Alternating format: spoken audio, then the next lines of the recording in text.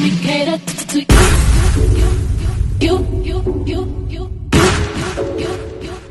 Let me cater to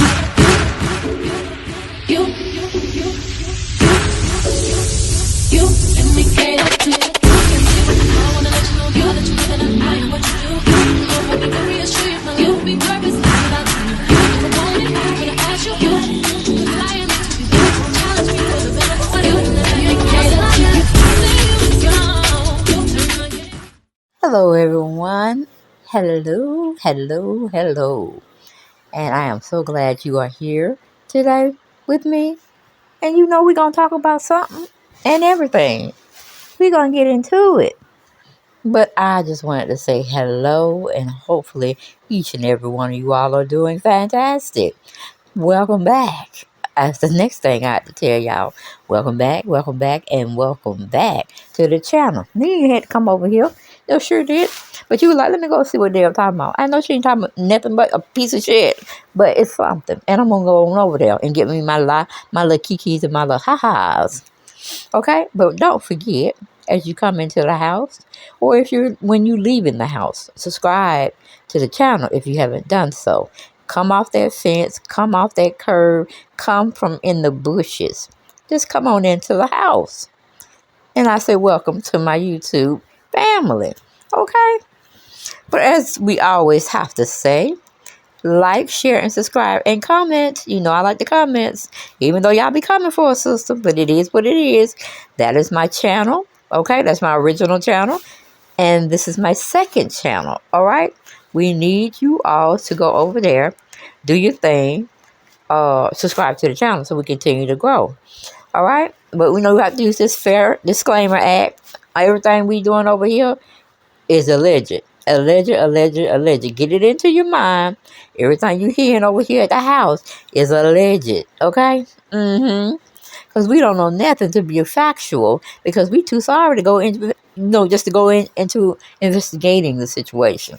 Unless it's just one thing that just picking at me, just gnawing at me, and I have to go see it for myself. But then that would be an exclusive. Okay? So, we don't get too much into those, but we got to have a talk. We got to have a conversation. We got to get into it, because this person that we're going to be talking about, child, child, I can't keep it undercover any longer. We got to talk about it. We got to have a conversation. And why don't we get right on into it? We're going to be talking about Scrappy. And CarlosKing giving an interview with him regarding Bambi and the whole relationship and the divorce. But Scrappy does something he shouldn't be doing. He has done the unthinkable. Okay? He has broke the secret code. He has broke the you don't supposed to be doing that. He done broke the you a dirty scumbag. What am I talking about? He read his ex-wife Bambi's diary.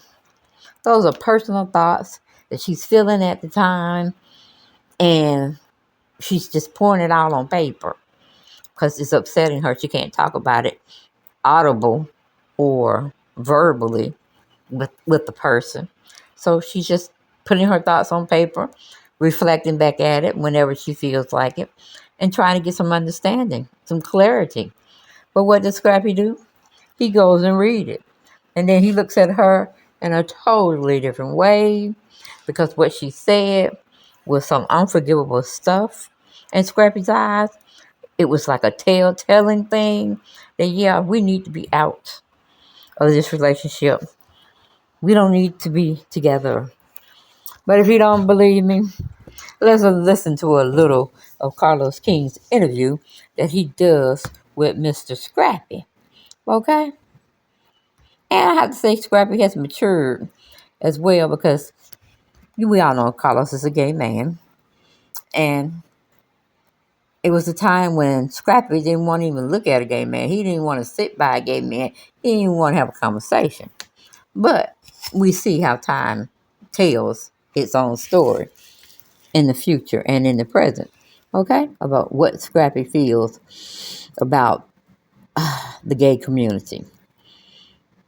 Now, we're going to listen to a little audio, just a little snippet from the neighborhood talk. You know, they getting everything for us.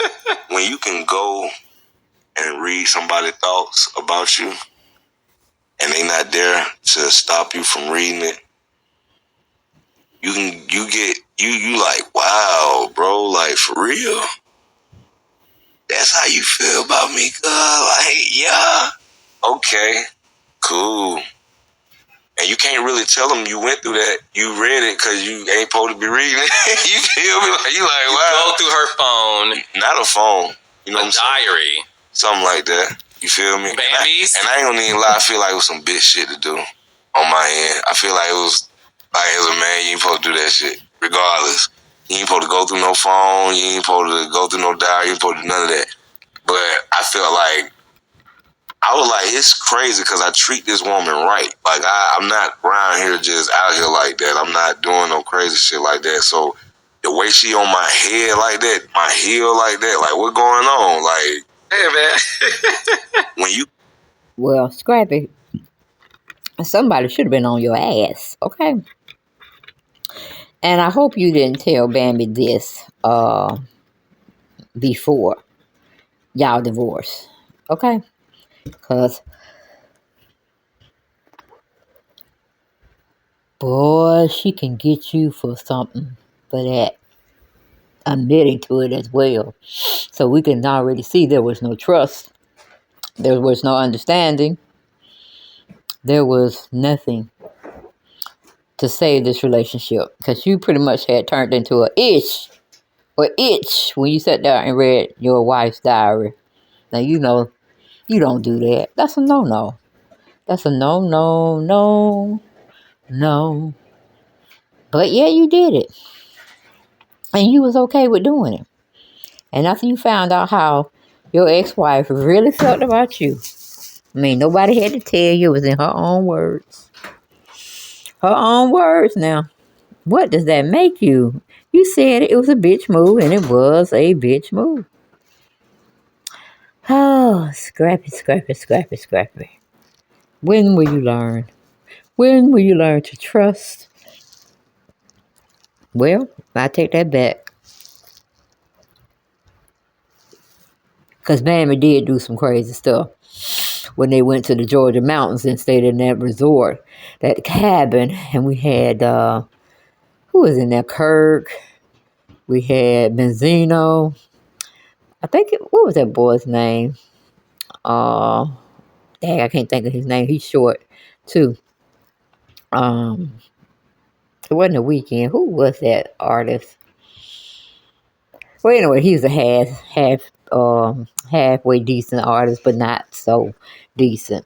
But yeah, that was a crime, shame, and a scandal. And that was very, very selfish of you to breed Bambi's thoughts. I mean, you should have known what Bambi was all about before you took her in as a wife.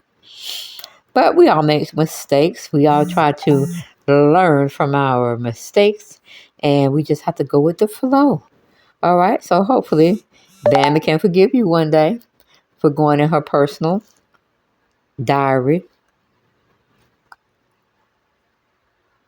meant for her own ears, only her ears, not yours.